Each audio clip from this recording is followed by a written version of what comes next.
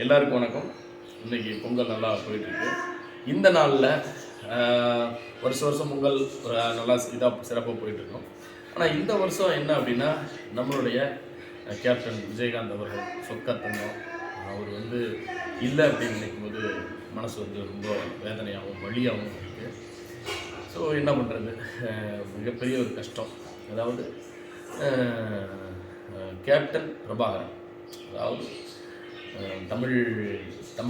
தமிழர்களுக்காக வாழ்ந்த, தமிழருக்காகவே இறந்த ஒரு பிரபாகரன். அதே மாதிரி தமிழருக்காகவே வாழ்ந்து தமிழருக்காகவே இறந்த நம்ம கேப்டன் பிரபாகரன் ரெண்டும் மிகப்பெரிய லெஜண்ட்.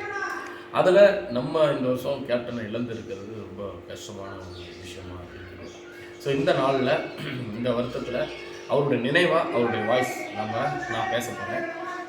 அதில் குறிப்பாக பார்த்தீங்கன்னா அவர் கம்பீரமான டைலாக்லாம் பேசுவார். என்னமோ மஞ்சள் கொட்டை தண்ணா நாட்டோட எள்ளு கொட்டை தண்ண மாதிரி நெல்லு வண்டியில் அரிசி இருக்கா வீட்டில் காத்திருக்கன்னு துருவி கேட்குறீங்களே, எதுக்கு சார்? ரூல்ஸை காப்பாத்தவா? கேவலம் அவங்க கொடுக்குற 5-10 வாங்கதான். லஞ்சம் எங்க எடுத்தாலும் லஞ்சத்தை ஒழிப்பேன். நான் பாகிஸ்தான் ஒர்க் பண்ணிருக்கேன், அங்க இருக்கிற தீவிரவாதிகளை பார்த்திருக்கேன். அசாம்ல ஒர்க் பண்ணிருக்கேன், அங்க இருக்கிற கொரில்லாக்களை பார்த்திருக்கேன். நேர்ல பேச முடியாத கோல பாம்புச்சு மிரட்டுறியா? அதை விட சூப்பரா தவசியில பேசு. இந்த துளசியோட வாசம் மாறினாலும் இந்த தவசியோட வார்த்தை மாறாது.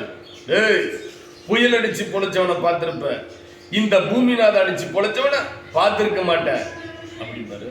இதுவே அவரு எமோஷனலா பேசுனாங்க. இங்க பாராத்தா, நான் சொல்றத கொஞ்சம் புரிஞ்சுக்காத்தா. அவங்க அப்படிதான் சொல்லியிருப்பாங்க, அவங்களுக்கு தெரியாது, நீ தெரிஞ்சுக்க, நீங்க எப்பவுமே கோவப்படக்கூடாது அப்படி பேசுறாரு. அரசியல் பேசும்போது என்ன சொன்னாங்க அப்படிங்கிறத நீங்க கரெக்டா சொல்லணும். அதாவது நாக்க துருத்தி பேசின விஜயகாந்த் அப்படின்றத மட்டும் நீங்க சொல்றீங்களா?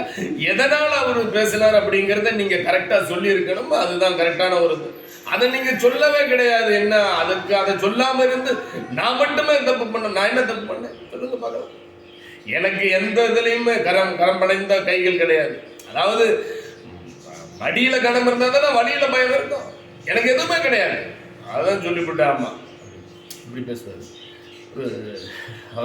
அதாவது நிறைய மேடைகள்ல நான் பேசியிருக்கேன், காமெடியெல்லாம் ஸ்கிரிப்ட்ல பண்ணோம். அதாவது ஒரு நகைச்சுவை ஒரு சேனல்ல, ஒரு மிகப்பெரிய தொலைக்காட்சியில் காமெடி ப்ரோக்ராமில் நம்ம விஜயகாந்த் மாதிரி பண்ணியிருந்தோம்.